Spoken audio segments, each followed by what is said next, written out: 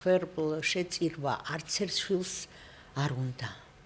ეს მათ ძალიან დიდ ტვირთად აწევთ მთელი ცხოვრება, როდესაც მithumetes დედა ამას ეუბნება, რომ იცი მე შენი გულისთვის დავჯექი სახლში, არაფერი არ გავაკეთე, ამ დროს ხედავ რომ მართლა ნიჭიერი ლამაზი გადასარევი დედა ყავს და ერთ მხრივ გეცოდება და გული გწყდება და მეორე მხრივ თავს გრძნობ ძალიან დამნაშავეთ, რომ შენ გამოგააკეთა ამ ადამიანმა, შენმა უსაყვარლესმა ადამიანმა გაიღო ამ ხელა მსხვერპლი, ამიტომ დედებო ძალიან გთხოვთ ასე, მოვექცევით, ჩვენ თავსთან შვილებს, ეს ჩემი გარიგება კი არ არის, ამის უფლებას ჩემ თავს ვერ მივცემ, მაგრამ თხოვნა, იმიტომ ძალიან დიდი ცხოვრებისეული გამოცდილება მაქვს მე და ვიცი, როგორი მძიმეა შვილებისთვის აი ამ ტვირთით ცხოვრება, რომ დედა მსხვერპლია.